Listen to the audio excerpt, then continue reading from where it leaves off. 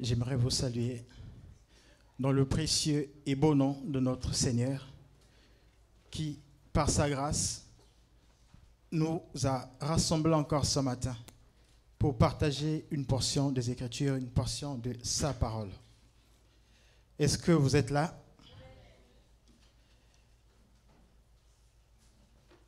Dieu soit loué.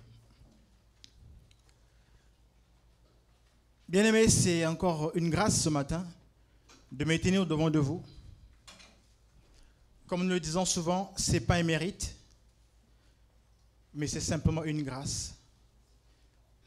Immérité, je dirais, parce que personne n'est plus grand que notre Dieu, qui lui permet toutes choses. Et ce matin, nous nous retrouvons encore parce que l'amour de Dieu est bon à notre égard. Il a fait de nous ce matin des hommes et des femmes vivants. Et nous sommes en bonne santé. Nous sommes dans la joie. Voilà pourquoi nous le célébrons. Voilà pourquoi nous l'adorons. Au-delà de tout ce qu'on peut entendre, tout ce qu'on peut voir, tout ce qu'on peut vivre. Parce que notre Dieu est plus que cela. Comme on l'a dit et répété, tout est possible à celui qui croit et que notre Dieu est au-dessus de tout. Alors mon frère, ma soeur, que ton problème, que ta situation, quelle que soit sa taille, sa nature, sa grandeur, ne puisse pas freiner le désir que tu as ce matin de mettre Dieu à la première place. Parce que lui seul mérite cette première place. Notre Dieu ne partage sa gloire avec personne. Donc lui seul mérite cette gloire. Alors, gardons nos yeux fixés vers le Seigneur et c'est de lui que viendra le secours.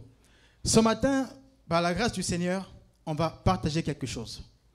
On va faire un petit voyage. Nous allons faire un voyage ce matin qui partira de l'Égypte pour aller jusqu'à Canaan. Nous allons voyager tous ensemble. Est-ce que vous êtes prêts pour ce voyage? Amen. Vous êtes prêts pour ce voyage? Nous allons partir de l'Égypte à Canaan. Et comme nous le savons, pour nous, enfants de Dieu, l'Égypte, c'est l'image du monde. Et Canaan, c'est l'image du ciel. On est d'accord jusqu'à présent. Et donc, on va voir ensemble comment effectuer ce voyage. Parce que pour nous, enfants de Dieu, si nous sommes là ce matin, nous courons ou nous suivons un but, qui est celui d'hériter le royaume, c'est-à-dire aller à Canaan. Parce qu'il y a une promesse qui a été faite à un patriarche. Mais nous, toi et moi, nous n'étions pas de cette lignée. Mais Dieu, par sa grâce, a fait que cette promesse qui n'était pas pour nous au départ est aussi pour nous. Et nous voulons aussi rentrer dans cette promesse pour que nous puissions la vivre. Parce que celle-ci, aujourd'hui, nous appartient. Amen. Et donc, vous savez, autrefois, nous étions dans le monde. Et dans le monde, chacun vit comme il entend. Chacun se comportait comme il voulait. Suivait sa propre voie comme des brebis. Il allait à gauche, il allait à droite, il faisait ce qu'il voulait. Il était content, parce que c'était sa vraie vie. Et en ce temps-là, on pense faire des bonnes choses, marchant comme nous-mêmes nous voulons. Mais un jour, il y a une lumière qui est apparue. Et cette lumière est venue éclairer les ténèbres. Cette lumière est venue nous éblouir. À l'image de Paul, autrefois appelé Saul de Tarse, qui sur le chemin de Damas était en route pour continuer à oppresser, à faire du mal au peuple de Dieu. Mais il était ébloui au point de perdre la vie. Parce qu'il y a eu cette lumière, cette visitation. Et cette même lumière nous dit qu'elle était venue chez les siens, mais les siens ne l'ont point reçue. À tous ceux qui l'ont reçue, elle a donné le pouvoir de devenir enfants de Dieu. Et donc ce matin, nous sommes tous enfants de Dieu. En tout cas, je le crois et je l'espère du moins. N'est-ce pas? Nous sommes tous enfants de Dieu. Mais ce n'est pas celui qui dit être enfant de Dieu l'est vraiment. Autant que nous sommes, si le Seigneur revenait maintenant, ce serait un bonheur que tous nous soyons enlevés. Mais beaucoup diront, je suis enfant de Dieu. Mais est-ce que Dieu le dit vraiment? Parce qu'il y a un seul juge. Il y a un être suprême seul qui dira qui est réellement enfant de Dieu. Parce que vous vous rappelez, Matthieu 7, versets 22 à 23, ils ont posé la question au Seigneur. Ils ont dit, on a chassé les démons en ton nom. On a prophétisé en ton nom. Mais le Seigneur dira ouvertement, je ne vous ai jamais connu. Donc, bien aimé, toi et moi qui sommes là, étant maintenant nés de nouveau, parce que c'est dans l'actualité, je crois que nous sommes tous devenus enfants de Dieu. Et que Dieu attestera cela. Et nous serons les élus pour aller avec lui dans les lieux élevés. Amen. Parce que c'est pour ça que nous sommes là ce matin.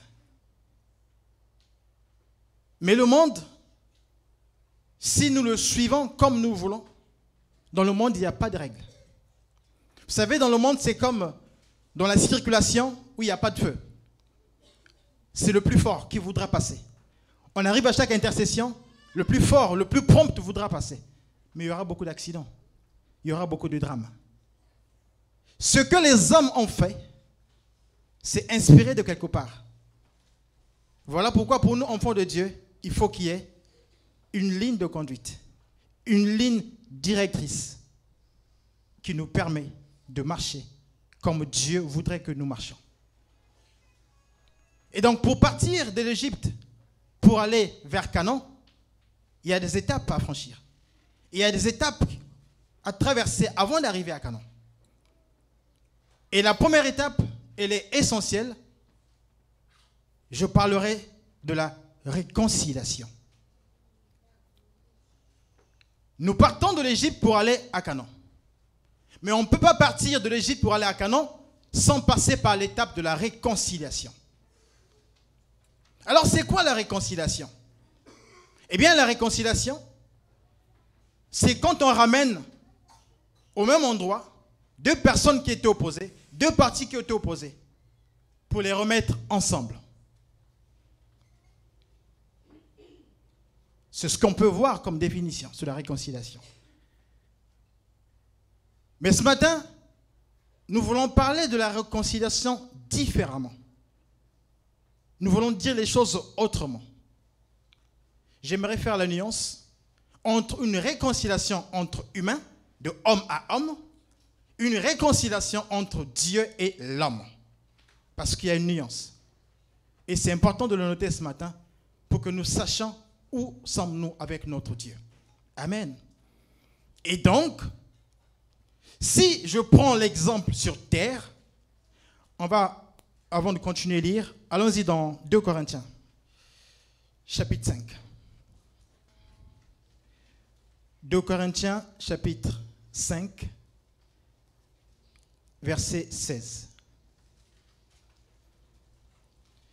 Il est écrit ceci. Ainsi, dès maintenant, nous ne connaissons personne selon la chair. Et si nous avons connu Christ selon la chair, maintenant, nous ne le connaissons plus de cette manière. Verset 17. Si quelqu'un est en Christ, il est une nouvelle création. Les choses anciennes sont passées. Voici, toutes choses sont devenues nouvelles.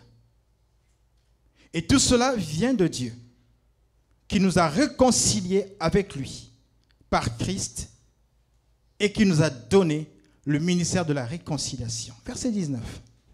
Car Dieu était en Christ, réconciliant le monde avec lui-même, en n'imputant point aux hommes leurs offenses.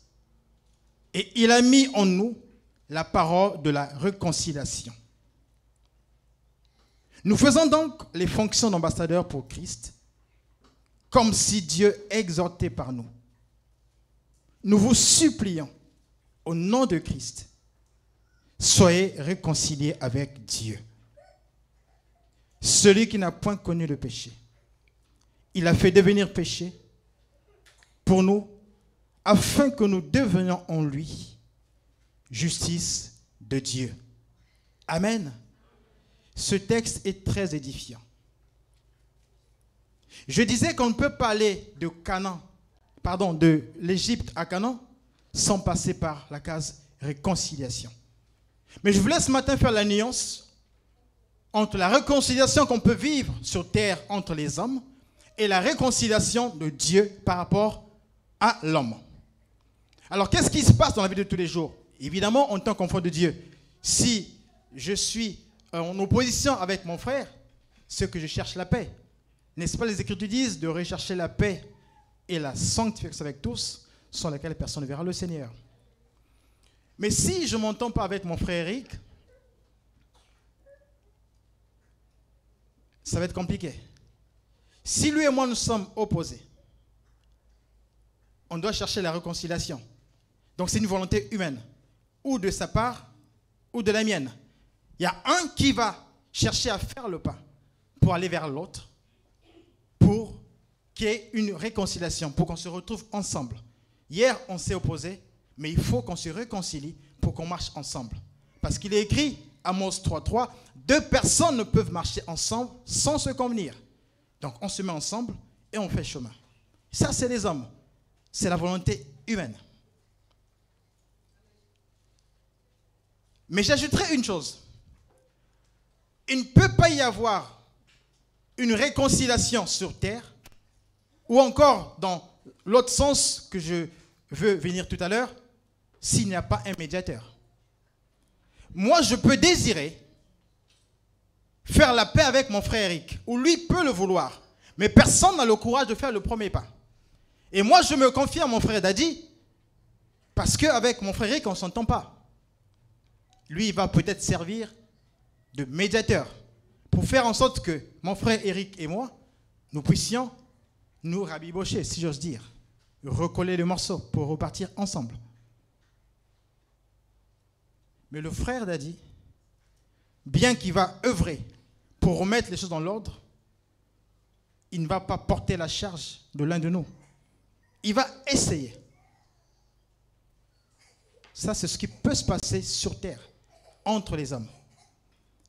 Mais j'aimerais ce matin, moi, mettre un accent sur la vraie réconciliation entre Dieu et l'homme.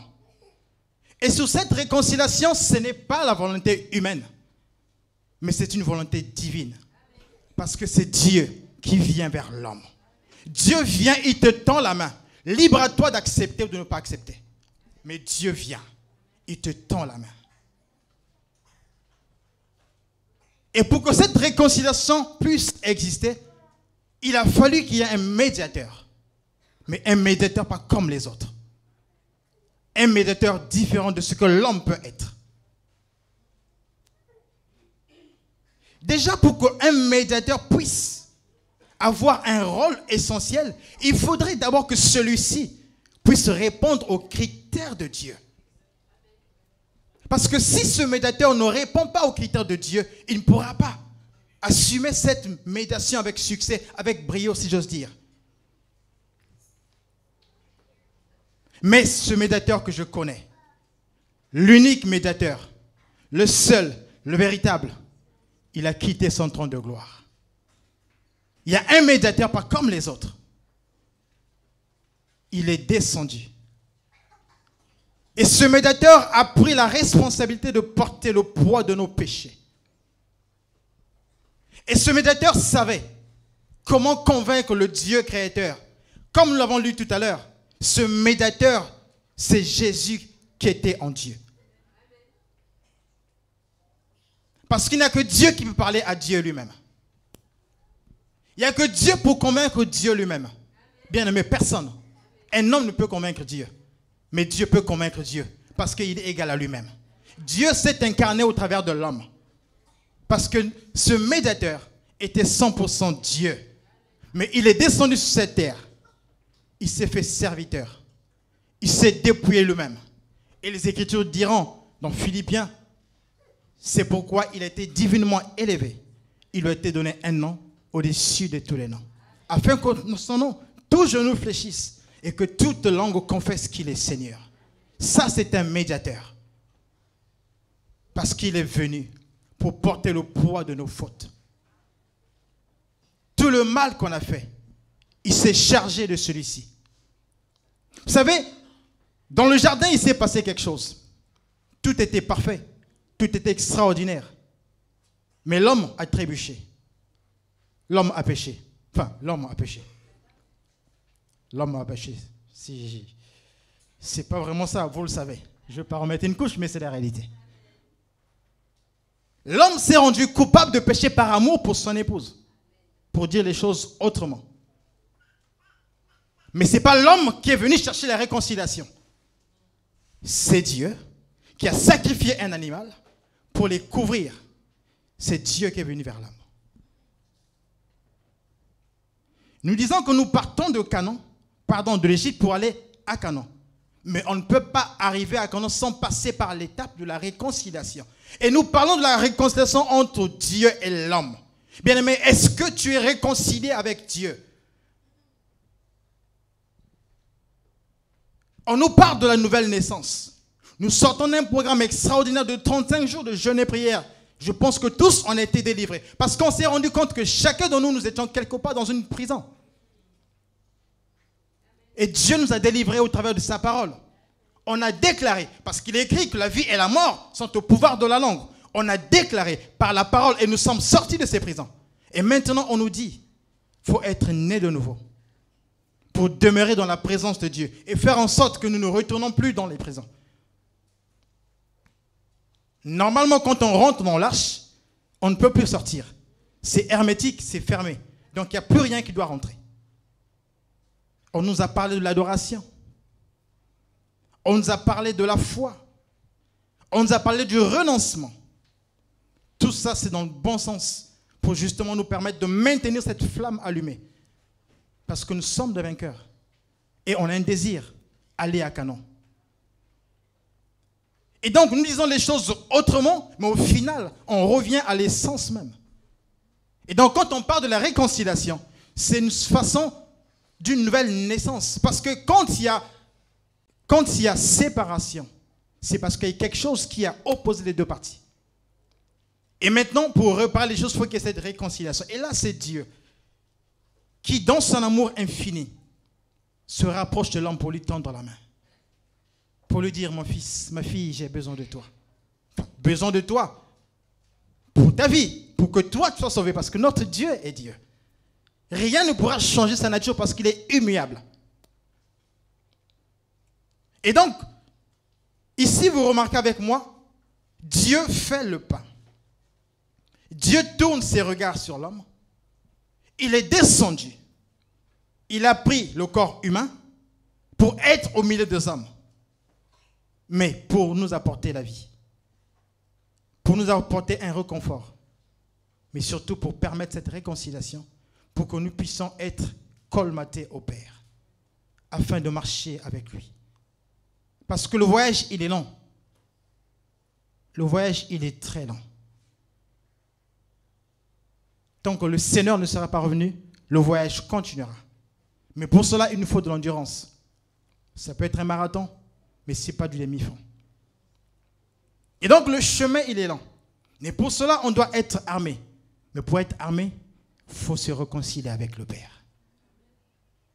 Mais si on n'est pas réconcilié avec Dieu, on n'arrivera jamais à Canaan. Parce que quand on se réconcilie avec Dieu, c'est là où tout commence. Nous devenons, comme on l'a lu tout à l'heure, une nouvelle création. Et nous marchons en nouveauté de vie. On a vu tout à l'heure, autrefois dans le monde, on était comme on était. On faisait ce qu'on voulait. Mais maintenant, on est dans un monde, si j'ose dire, dans une vie où il y a des règles. Et ces règles sont régies par la parole de Dieu. Et c'est celle-ci qui nous dit, stop, le feu est orange, bientôt il passera au rouge. Comme il est au rouge, je m'arrête pour éviter les accidents. Et dès que le feu est ouvert, je repars. Et la marche continue avec le Seigneur. Et donc je disais que la réconciliation, elle est importante, essentielle pour nous, enfants de Dieu. Parce que là, ce n'est pas l'homme quelconque. Parce que l'homme peut être hypocrite. Vouloir quelque chose, mais derrière, il a un intérêt. Mais quand Dieu veut quelque chose, c'est pour nous sauver. C'est Dieu qui vient. Et quand Dieu vient, il n'y a pas de calcul. Dieu est sincère. Notre Dieu veut sauver un nombre important. Parce qu'il est écrit sa volonté que tous nous soient sauvés et que nous parvenons à sa connaissance. Et cette connaissance, justement, donnera les moyens pour résister aux assauts du diable. Parce que lui, jamais il ne se fatiguera. Il n'y a pas de vacances pour le diable. On l'a chassé, c'est vrai, il est parti.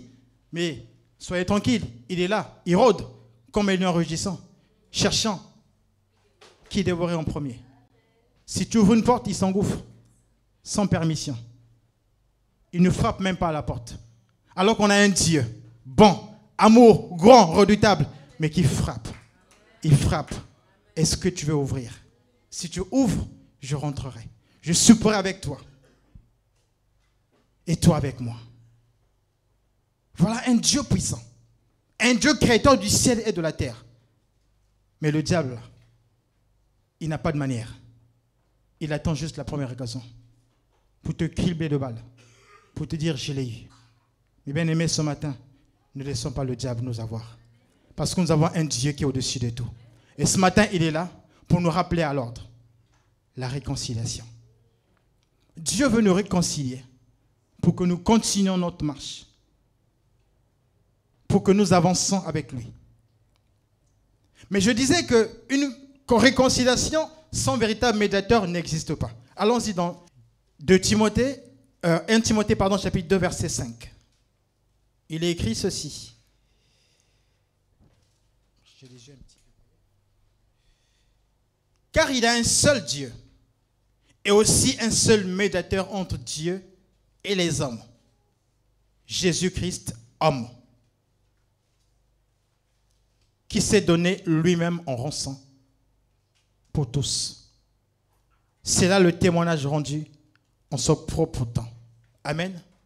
Il n'y a qu'un seul médiateur, Jésus-Christ. Il n'y en a pas deux. Un seul médiateur. Il n'y en a qu'un seul bien-aimé. C'est le Dieu Tout-Puissant qui lui-même s'est incarné sur terre pour permettre cette médiation afin que nous puissions nous attacher à notre Dieu.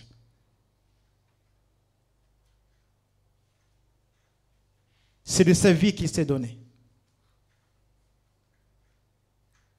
Il a souffert, mais par amour pour nous.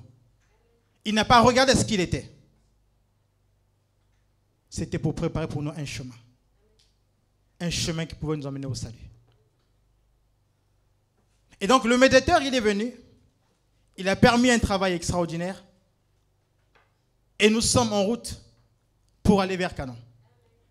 Mais quand je parle d'un vrai médiateur, parce que l'homme sur terre, comme je disais tout à l'heure, pense qu'il est capable de régler les choses. Mais l'homme n'est pas capable. Il n'y a que Dieu qui est capable. Et pour le comprendre, j'ai pour preuve le psaume 49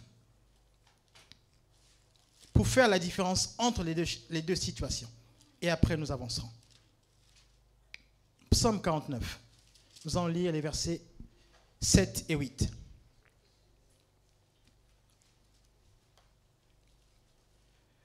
Le psaume 49 nous dit ceci, verset 7.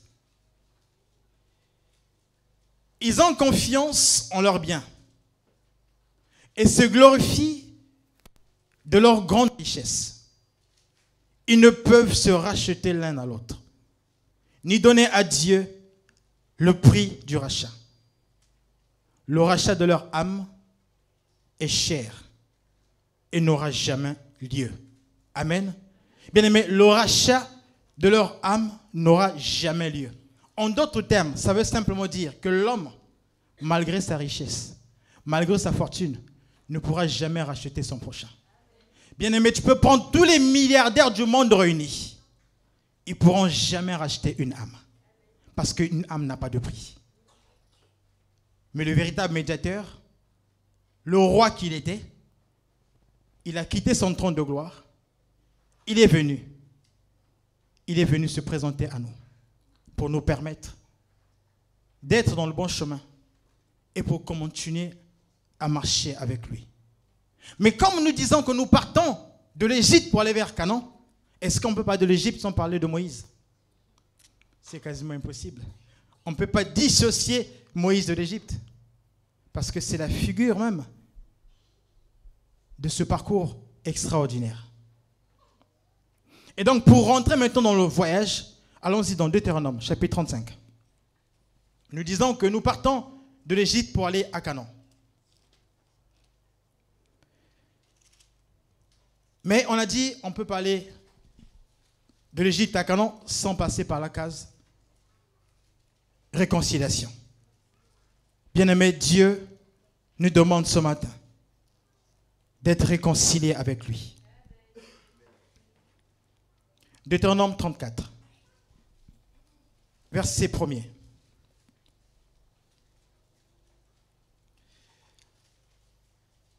Est-ce que tout le monde a trouvé? Est-ce que vous êtes là avec moi ce matin? Deutéronome chapitre 34, verset 1, pardon.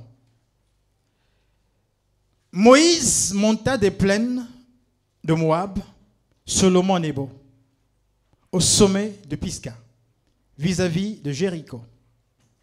Et l'Éternel lui fit voir tout le pays, Galade jusqu'à Dan, tout Nephtali, le pays d'Ephraïm et de Manassé, tout le pays de Juda, jusqu'à la mer occidentale, le Midi, les environs du Jourdain, la vallée de Jéricho, la ville des palmiers, jusqu'à Tsoar.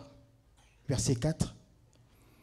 L'Éternel lui dit, c'est là le pays que j'ai juré de donner à Abraham, à Isaac, à Jacob, en disant, je le donnerai à ta postérité. Je te l'ai fait voir de tes yeux, mais tu n'y entreras point.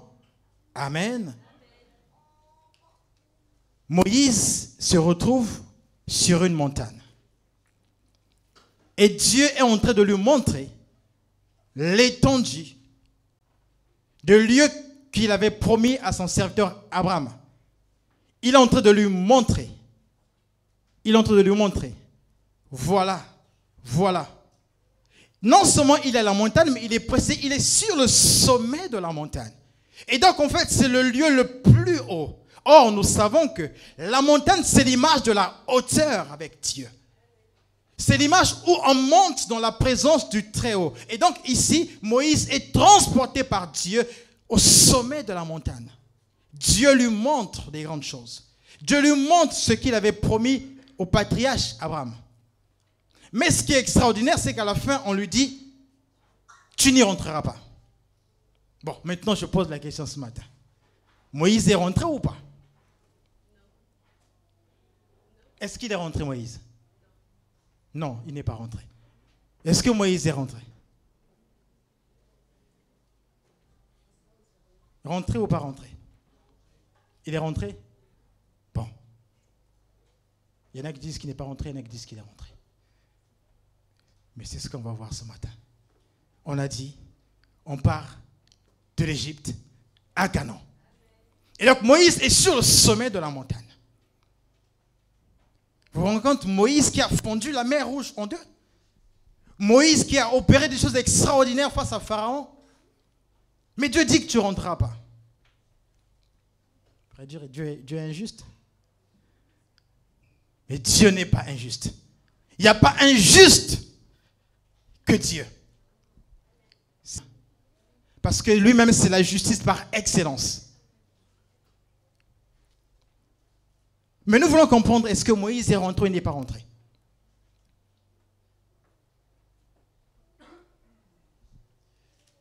Matthieu chapitre 17. Nous sommes au verset 1er. Matthieu chapitre 17. 6 jours après, Jésus prit avec lui Pierre, Jacques et Jean, son frère, et le conduisit à l'écart sur une haute montagne. Il fut transfiguré devant eux. Son visage resplendit comme le soleil, et ses vêtements devinrent blancs comme la lumière. Verset 3. Et voici, Moïse et Élie leur apparurent, s'entretenant avec lui. Pierre, prenant la parole, dit à Jésus, « Seigneur, il est bon que nous soyons ici, si tu le veux. Je dresserai ici 3 tentes, une pour toi, une pour Moïse et une pour Élie. Verset 5. Comme il parlait encore, une nuée lumineuse les couvrit. Et voici une voix fit entendre de la nuée ces paroles. Celui-ci est mon fils bien-aimé, en qui j'ai mis toute mon affection. Écoutez-le. Amen. Mais je reviens au verset 4. Pierre, prenant la parole, dit à Jésus, Seigneur, il est bon que nous soyons ici si tu le veux. Je dresserai ici 3 tentes. Une pour toi, une pour Moïse, une pour Élie. Amen. Nous sommes sur une montagne. Nous sommes dans les lieux élevés. Et ici, à la transfiguration, Jésus avec quelques disciples. Et ici, il y a Pierre qui prend la parole pour dire, je veux faire 3 tentes. Pourquoi? Parce qu'il y avait Élie. Il y avait aussi Moïse. Et donc, nous comprenons que Moïse était rentré. Amen. Mais pourtant, Dieu a dit, dans Deutéronome, tu n'y rentreras pas. Est-ce que Dieu s'est contredit? Non. Dieu ne se contredit jamais. Dieu ne peut pas se contredire. C'est là que ça va être intéressant pour nous de suivre et de nous accrocher. Parce que nous voulons tous bien aimer ce voyage. En tout cas, moi, je le veux. Aller au bout pour aller à Canaan. Mais, au-delà du fait que je dise par la parole que Moïse est réellement rentré, alors que dans l'Ancien Testament, on a lu qu'il ne devait pas rentrer. Mais il faut d'abord voir d'où est partie cette promesse d'aller à Canaan. Et j'ai dit que pour nous, enfants de Dieu, Canaan, c'est l'image du ciel. On pourrait dire que Canaan, c'est aussi l'enlèvement. C'est-à-dire qu'en fait, on a tout accompli avec Dieu. Et le moment venu, si, là, à l'instant même, la tempête sonnait, nous partons avec Dieu. On irait où? On irait dans le lieu qu'il a promis à son peuple. Mais ça n'a pas commencé par hasard. Genèse chapitre 15, verset 1er. Il est écrit ceci. Après ces événements, la parole de l'Éternel fut adressée à Abraham dans une vision. Et il dit, Abraham, ne crains point, je suis ton bouclier. Et ta récompense. Sera grande. Verset 2. Abraham répondit, Seigneur éternel, que me donnerais-tu? Je m'en vais, sans enfant, et l'héritier de ma maison. C'est Élézer de Damas. Et Abraham dit, voici, tu ne m'as pas donné de postérité. Et celui qui est né dans ma maison sera mon héritier. Alors la parole de l'Éternel lui fut adressée ainsi. Ce n'est pas lui qui sera ton héritier, mais c'est celui qui sortira de tes entrailles, qui sera ton héritier. Et après l'avoir conduit dehors, il lui dit, regarde vers le ciel et compte les étoiles, si tu peux les compter. Et lui dit, telle sera ta postérité. Abraham eut confiance en l'Éternel, qui lui imputa à justice.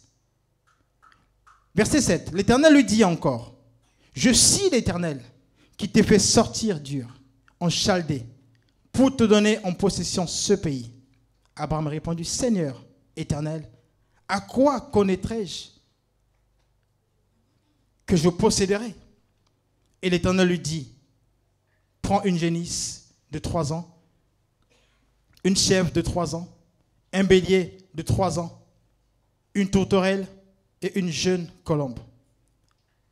Alors là où je vais aller plus loin, pour compléter, c'est pour parler de... Alors on va aller dans Exode 33. Donc là, on a vu déjà la grandeur des choses que Dieu a promis à Abraham. Exode 33, pour compléter. Là, Dieu parle à Moïse maintenant. L'Éternel dit à Moïse, va, pars d'ici, toi et le peuple que tu as fait sortir du pays d'Égypte. Monte vers le pays que j'ai juré, c'est ce que je cherchais, de donner à Abraham, à Isaac, à Jacob, en disant, je donnerai à ta postérité. Amen. Et donc, je disais qu'en fait, cette promesse d'atteindre Canaan ne sortait pas de nulle part. Il y avait une promesse qui avait été faite à Abraham. Et comme nous savons que Abraham, c'est le patriarche, c'est à lui qu'on a fait la promesse. Et cette promesse va se perpétuer de génération en génération. En parlant donc d'Isaac, de Jacob, ainsi de suite. Et aujourd'hui, toi et moi, nous disons que cette promesse est aussi pour nous. Hier, elle était pour ce peuple, mais elle est pour nous aussi. Vous vous rappelez, Jésus dira à la femme cananéenne que je n'étais venu que pour les brebis perdues de la maison d'Israël. Mais cette promesse aujourd'hui, bien-aimé, elle est pour toi. J'aimerais que tu puisses croire en cela, que tu puisses saisir que toi aussi, tu as part à cette promesse que Dieu a faite. Et donc ici, on se rend compte que Moïse est réellement rentré à Canaan. Mais ce qui n'était pas rentré, comme on a lu dans Deutéronome 34, c'était son corps. Bien-aimé, Job chapitre 32 nous dit ceci. En réalité, dans l'homme, c'est l'esprit. Bien-aimé, Dieu a besoin de ton esprit. Dieu a besoin de mon esprit. Si nous travaillons pour soigner notre esprit, en effet, ce jour-là, nous serons présents. Nous serons au rendez-vous. S'il y a une chose qui peut freiner notre marche vers Canaan, c'est le corps. Autrement dit, c'est la chair. Mon frère, ma soeur, tu aimes trop ton corps. C'est pas mauvais. Mais en aimant trop notre corps, il y a beaucoup de choses que nous demande ce corps que nous lui donnons qui seront un frein, un obstacle pour que nous puissions rentrer dans le ciel. Je disais que pour faire ce voyage, il faut commencer par la case réconciliation. Et la réconciliation, on a dit, elle est différente de celle des hommes. Celle-ci, c'est Dieu qui vient vers l'homme. Il te tend la main. Viens avec moi. Tu veux ou tu ne veux pas? Rappelez-vous, Moïse était choisi par Dieu. Et quand Moïse est venu au monde, on tuait les garçons. On ne va pas refaire l'histoire, tout le monde connaît. Et Moïse s'est retrouvé dans la maison de Pharaon. Mais qu'est-ce qui s'est passé à l'âge de 40 ans? Moïse a grandi. Qu'est-ce qu'il a fait, Moïse? Il a tué quelqu'un. Pourquoi Moïse a tué quelqu'un? Il a voulu se faire justice sur lui-même. Évidemment, il y a une dimension prophétique et révélation. Mais sur tout ce qui est évangélique, tout ce qui est doctrine, Moïse a tué quelqu'un, n'est-ce pas? D'ailleurs, c'est ce qui a causé sa fuite. Il est parti dans le pays de Madian pendant 40 ans. Et quand il est parti, qu'est-ce qui va se passer 40 ans plus tard? On est dans Exode 3. C'est là où il y a la rencontre de Moïse avec Dieu devant le buisson ardent. Et c'est là où Dieu, toujours lui Dieu, bon, extraordinaire, merveilleux, s'adresse à l'homme. Et là, Dieu est en train de sceller l'alliance avec Moïse. Parce que Moïse devait repartir. Mon frère, ma soeur, tu te poses trop de questions. Tu te poses trop de questions. On va quand même le lire. Parce que Exode chapitre 3. Verset 1. Moïse faisait perdre le troupeau de Jéthro, son beau-père, sacrificateur de Madian. Et il mena le troupeau derrière le désert et vint à la montagne de Dieu à Horeb. L'ange de l'Éternel lui apparut dans une flamme de feu au milieu d'un buisson. Moïse regarda et voici le buisson était tout en feu et le buisson ne se consumait point. Verset 3. Moïse dit, je veux me détourner pour voir quelle est cette grande vision et pourquoi le buisson ne se consume point. L'Éternel vit qu'il se détournait pour voir et Dieu l'appela du milieu du buisson et dit, Moïse, Moïse. Et il répondit, me voici. Dieu dit, n'approche pas d'ici, ôte tes souliers de tes pieds, car le lieu sur lequel tu te tiens est une terre sainte. Et il ajouta, je suis le Dieu de ton père, le Dieu d'Abraham, le Dieu d'Isaac, le Dieu de Jacob. Moïse se cacha le visage, car il craignait de regarder Dieu. L'Éternel dit, écoutez bien aimés, verset 7, j'ai vu la souffrance de mon peuple qui est en Égypte, et j'ai entendu les cris que lui font pousser ses oppresseurs, car je connais ses douleurs. Je suis descendu pour le délivrer de la main des Égyptiens et pour le faire monter de ce pays dans un bon et vaste pays, dans un pays où coule le lait et le miel, dans les lieux qu'habitent les Cananéens, les Héthiens, les Amoréens, les Phérésiens, les Éviens et les Jébusiens. Amen. On va d'abord s'arrêter là. Et donc ici, Dieu a apparu à Moïse. C'est Dieu qui dit, j'ai entendu, j'ai vu. Alors mon frère, pourquoi tu pleures? Ma soeur, pourquoi tu pleures? Dieu dit lui-même, j'ai vu et j'ai entendu. Dieu ne voit pas que tu souffres. Dieu n'entend pas tes douleurs que le diable te fait subir. Bien-aimé, Dieu le voit, Dieu le sait. Rien ne peut être caché au-devant de Dieu. Aussi longtemps que tu seras un véritable enfant de Dieu, Dieu voit tout. Et c'est lui qui te rendra justice. Mon frère, ma soeur, ne te pose pas de questions de pourquoi. Ne te dis pas que le temps passe. Et nous rappelons souvent, et à juste titre, Dieu n'est pas limité par le temps. Personne ne peut commander Dieu. Dieu vient toujours au temps convenable. Et lui, il sait à quel moment. Il attend peut-être de toi une maturité parce que tu ne l'es pas. Ou encore, il attend que tu sois réellement réconcilié avec lui. Est-ce que tu es réconcilié avec Dieu? Tu veux telle ou telle chose, mais est-ce que tu es passé par la réconciliation? Hier, il a emmené Moïse sur une haute montagne. C'est physique, c'est visible. Mais est-ce que toi et moi ce matin, Dieu nous emmène sur une montagne? Dieu nous parle au travers de sa parole. Ce matin, Dieu nous interpelle encore.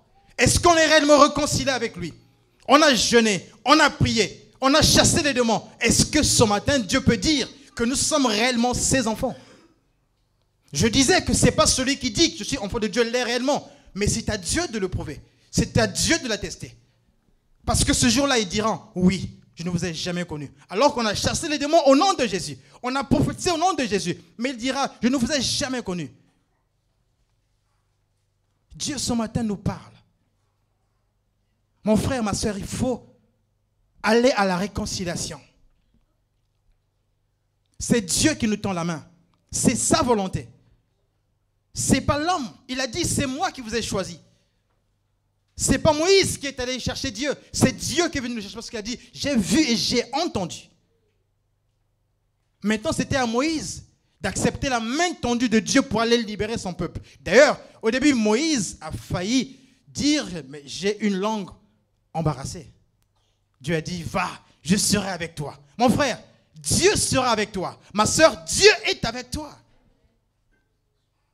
Parce qu'il sait. Il sait les obstacles que tu peux rencontrer. Il le voit avant même que toi, tu puisses le voir. Parce que lui, il est Dieu, il voit tout. Rien ne peut rester caché à ses yeux. De quoi as-tu peur? Mais il est important d'accepter la réconciliation. Mon frère, ma soeur, il y a une seule chose qui peut entraver une réconciliation. Ésaïe 59 nous dit quoi? Ésaïe 59, chapitre 1. Pardon, chapitre 59, verset 1, je crois.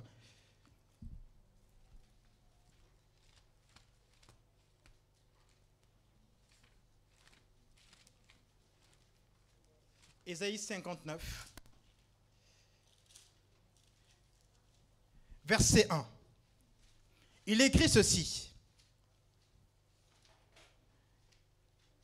Non, la main de l'Éternel n'est pas trop courte pour sauver, ni son oreille trop dure pour entendre. Mais ce sont vos crimes qui mettent une séparation entre vous et votre Dieu. Ce sont vos péchés qui vous cachent ma face et l'empêchent de vous écouter. Amen. Bien-aimé, c'est ça. C'est la seule chose qui met une séparation. S'il y a ça qu'on vient de lire, évidemment, Dieu n'agira pas, alors que sa main n'est pas courte. Mais pour que justement cette séparation s'arrête, il faut qu'il y ait la réconciliation. Mais on a dit qu'on faisait la différence entre l'homme et Dieu. L'homme peut vouloir se réconcilier avec son frère, c'est qu'une bonne chose parce que c'est bien d'être en bon terme avec les uns et les autres. Mais là, c'est Dieu qui vient vers toi. Parce que Dieu veut que tu sois sauvé. Dieu veut que je sois sauvé. Mais je disais que Moïse, à 40 ans, il a agi par la chair. Il a tué quelqu'un. Mais Dieu a dit quoi? À moi la vengeance. À moi la rétribution. Et donc, il y a le côté charnel de Moïse qui avait pris le pas sur la justice de Dieu. Évidemment, comme je disais, on peut expliquer les choses prophétiquement. Mais là, il s'agit d'une réalité physique. Et vous savez, dans l'homme, il y a ce que moi je vois. Moi, je te vois, mon frère Jeff. Je peux te toucher comme tu peux me toucher. Mais ce qu'il y a dans ton esprit, je ne peux pas le voir. Parce que c'est invisible. Mais je te vois comme tu es là, Alexandra. Mais ce qu'il y a, le côté spirituel, le côté immatériel, je ne peux pas le voir. Et Dieu a besoin de ça. Parce que si le côté immatériel qui est caché est soigné, en adéquation avec Dieu, le corps suivra. On ne va même pas te forcer à rallonger ta jupe ou ta robe, ou je ne sais pas, à mettre, je ne sais comment. Ça coulera de source parce que l'être intérieur que tu as nourri en respectant ce que Dieu te demande, tu vas le faire. Et Dieu a besoin de ça. Vous savez, ce corps, cette chair, on lui donnera tout. Mais jamais le corps dira merci. Tu pourras lui donner tous les meilleurs vêtements du monde. Le lendemain, tu en voudras toujours et encore. La meilleure nourriture au monde. Et encore et encore. Les plaisirs du monde. Et encore. C'est sans fin. Mais est-ce qu'avec ça, on peut aller vers Canaan? Non, on n'y arrivera pas. Bien-aimé, Dieu veut que nous puissions nourrir notre être intérieur. Moïse avait été choisi par Dieu. Au-delà de la chair qui a parlé. Mais Moïse a fini par marcher avec Dieu. D'ailleurs, Dieu va témoigner de lui que c'était l'homme le plus patient. Alors qu'avant, il a tué quelqu'un. Il voulait se faire justice. Mais c'est parce qu'après, quand il y a eu cette réconciliation à Horeb, il est reparti avec d'autres intentions. Et cette fois-ci, ce n'était pas sa chair qui parlait, mais c'est l'esprit qui parlait. Mais Dieu veut que l'esprit parle en nous. Que la chair se taise. Mon frère, ma soeur, fais taire ta chair. Parce qu'il ne t'amènera pas à Canaan. Mais Dieu veut que nous soyons à Canaan. Parce qu'il nous a promis des grandes choses. Il y a des choses extraordinaires que Dieu nous a promises.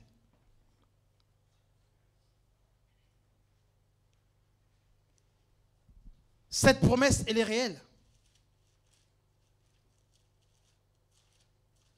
1 Corinthiens, chapitre 15. Nous allons lire le verset 50.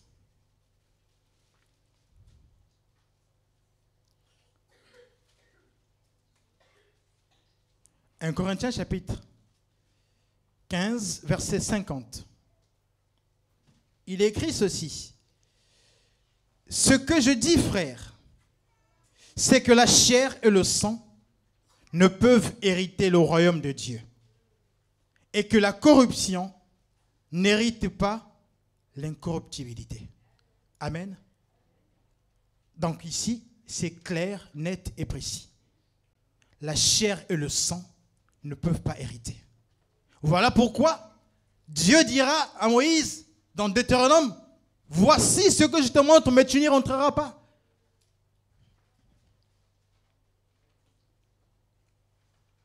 La chair ne rentrera pas, le sang ne rentrera pas. Mais c'est l'esprit qui rentrera. Bien aimé, le voyage, je disais, il est long. Et ce sont les efforts de tous les jours. On ne peut pas être enfant de Dieu à temps partiel. C'est une responsabilité de tous les jours. Évidemment, c'est dur. Je ne vous dirai pas qu'être enfant de Dieu, c'est simple, c'est facile. C'est dur être enfant de Dieu. Dieu nous demande des efforts. Mais les efforts que Dieu nous demande ne sont pas insurmontables. Si Dieu nous le demande parce qu'il juge qu'on est capable de réussir ce challenge. En effet, large est le chemin qui mène à la perdition. Mais il est tout petit et étroit. Celui qui mène à la vie éternelle. Tout ça pour dire, en effet, ce n'est pas une surprise, bien-aimé. Dieu a tout écrit. Dieu ne nous a pas dit que depuis que tu es devenu enfant de Dieu, tout sera parfait. Tout, c'est comme sur les roulettes. Mais il y aura des embûches, des moments difficiles. Mais quand arriveront ces moments difficiles, comment je dois agir? Comment je dois me comporter? Dieu le sait. Mais Dieu veut que tu sois irréprochable. Parce que si tu es irréprochable, lui, il va se substituer à toi. Il te donnera les moyens nécessaires pour justement faire face à tout ce que tu pourras rencontrer comme embûche, comme difficulté. C'est lui qui te prendra par la main.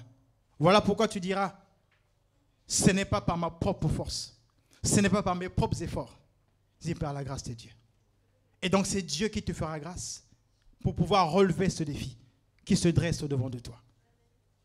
Et donc pour cela, on doit faire en sorte que notre chair puisse être reléguée au second plan.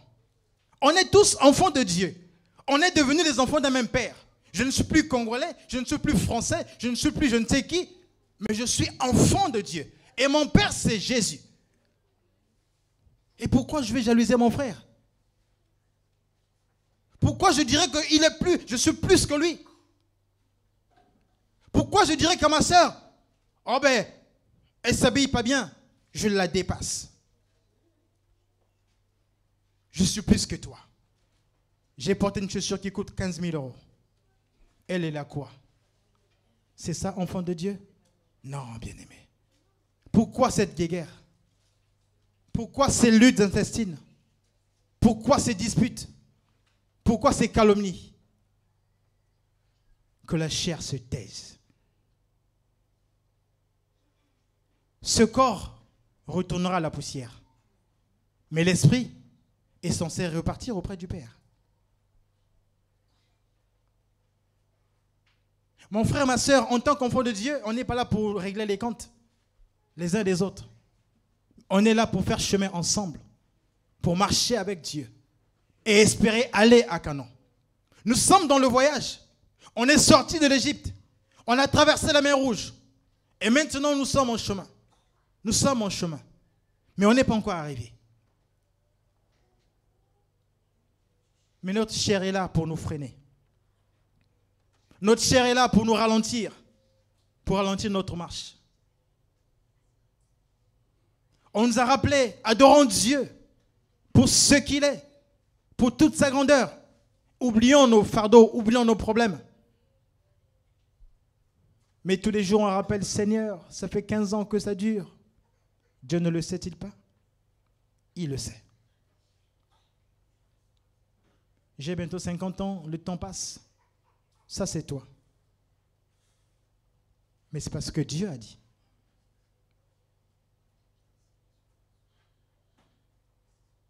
Et aujourd'hui, nous voyons dans l'Église la rivalité même entre serviteurs de Dieu.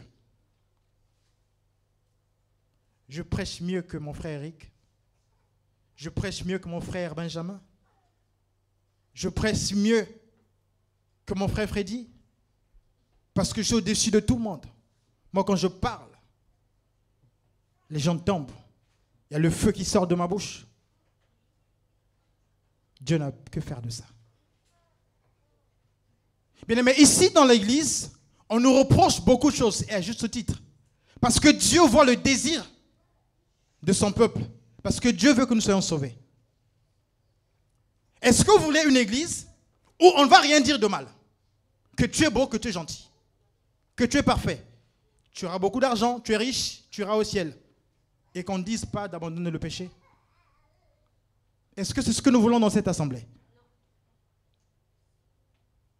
ne nous comparons pas aux autres. Parce que cette petite musique, ici, ça commence à trop bien faire. On dit trop de choses. On nous reproche trop de choses.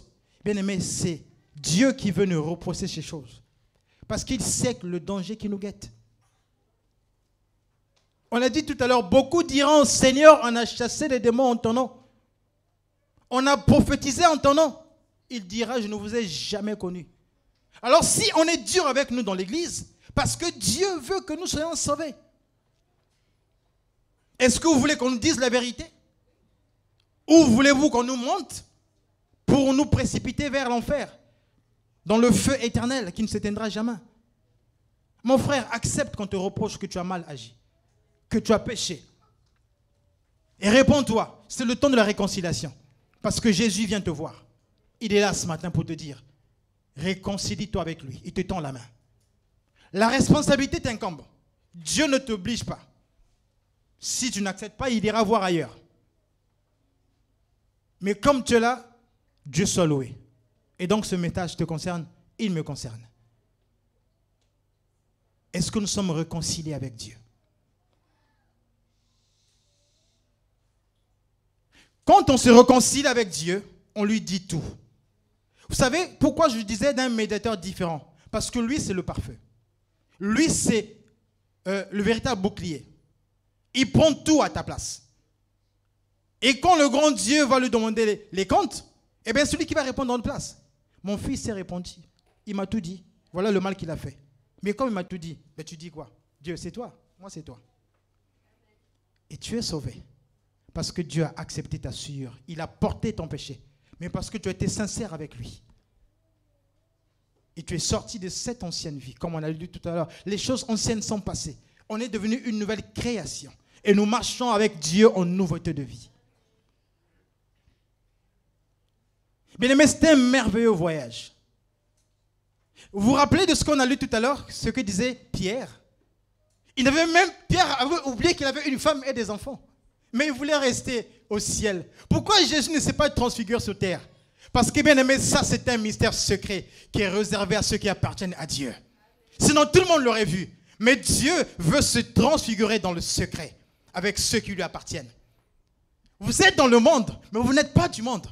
On est tous dans ce monde, mais on n'est pas tous pareils. On est enfants de Dieu. Il faut qu'il y ait la différence entre le commun des mortels lambda et un enfant de Dieu. Parce que nous avons en nous la marque de Christ. Et on doit se distinguer, se différencier des autres. Parce que dans la présence de Dieu, c'est merveilleux. C'est extraordinaire. Pierre ne voulait plus partir. Parce que c'était tout simplement merveilleux. Alors bien aimé, mon frère, ma soeur, ce matin, Dieu nous rappelle ces choses. Il est là pour nous interpeller, pour attirer notre attention. Le chemin est lent. Nous partons de l'Égypte pour aller vers Canaan. Mais attention au plaisir de ce monde. Le monde et ses plaisirs, la chair et ses désirs. Encore et encore. Mais dans un autre sens, j'aimerais aussi te dire, Dieu ce matin, il ne t'invite pas physiquement sur une montagne élevée, mais par sa parole, il te montre les promesses. Il te dit que si tu obéis à l'image du Deutéronome 28, si tu obéis à Dieu, voici ce que je ferai. Autrement dit, sur terre, Dieu te bénit déjà aussi. Avant même d'aller dans le ciel pour vivre ces moments extraordinaires. Parce qu'au ciel, on ne pourra plus nous réjouir des choses de ce monde.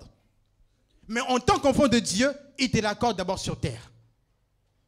Être enfant de Dieu n'est pas incompatible, avoir une fortune en banque. Ce n'est pas incompatible. Mais que cette fortune ne soit pas au-devant de Dieu. Je rends grâce à Dieu pour ce qu'il m'a donné. Mais je le célèbre pour ce qu'il est.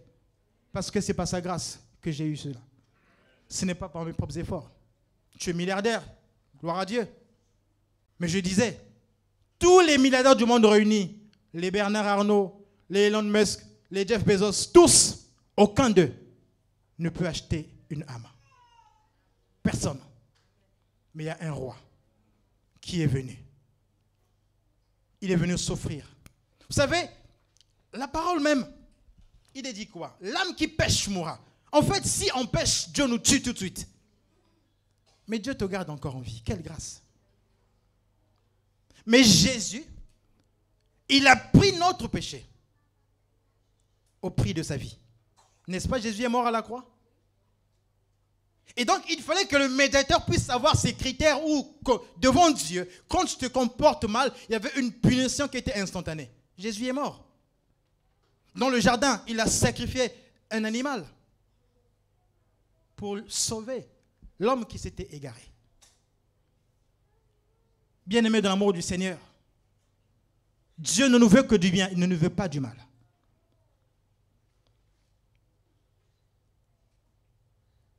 Il ne nous veut que du bien. On a une responsabilité. Est-ce qu'on est réconcilié avec Dieu? Le véritable médiateur est là, il est venu. Le premier-né de toute la création.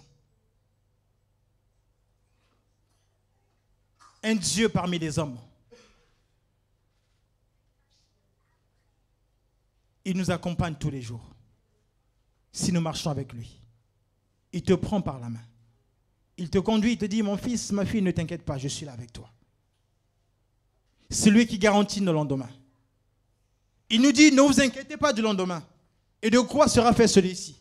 Qu'est-ce que je mangerai demain? Comment je m'habillerai? De quoi serai vêtu?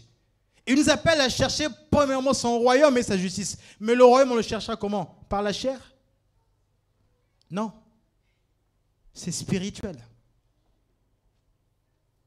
C'est spirituel. Et donc, le côté spirituel doit prendre le pas sur le côté charnel. Entre nous, il ne doit pas y avoir normalement des animosités. Il ne doit pas y avoir la jalousie. Il ne doit pas y avoir de la colère. Il ne doit pas y avoir de la haine. Il ne doit pas y avoir de la médisance. Pour nous, enfants de Dieu, tout le monde est beau, tout le monde est gentil. Dans le monde parfait de Dieu, n'est-ce pas? Mais force de constater que même dans l'Église, il n'y a pas cette sincérité. Est-ce que tu aimes réellement ton frère? Est-ce que tu aimes réellement ta sœur? Tous qui sont présents ici ce matin, est-ce qu'il n'y en a pas un qui a un petit quelque chose avec l'autre? Il n'y a pas une sœur qui a une frustration vis-à-vis d'une autre? Il n'y a pas un frère, l'autre m'a blessé? Ça ne devrait pas exister. Et si c'est le cas au milieu de nous, ça ne devrait pas exister. C'est là où maintenant on revient à la réconciliation entre hommes sur terre. Va voir ton frère, va voir ta sœur pour aller réparer. Parce que sinon notre prière sera une abomination devant Dieu. Et ces choses ne doivent pas exister parmi nous.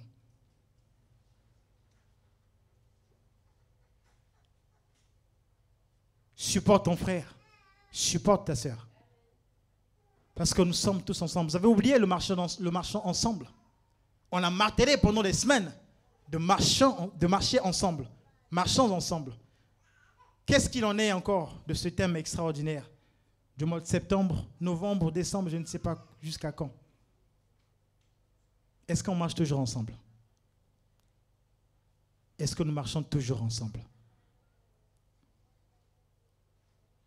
Bien-aimés, je disais que c'était un voyage extraordinaire. Mais hier, nous étions en Égypte. Nous nous comportons comme on voulait. Mais cette lumière est venue nous éblouir, nous éclairer, nous illuminer, pour avoir un regard différent. Si nous connaissons Jésus selon la chair, maintenant nous ne le connaissons plus comme ça. Nous le connaissons maintenant selon l'esprit. Marcher selon l'esprit afin de ne pas accomplir le désir de la chair. Et donc, nous voulons maintenant nous réconcilier avec le Père parce qu'il nous tend la main ce matin.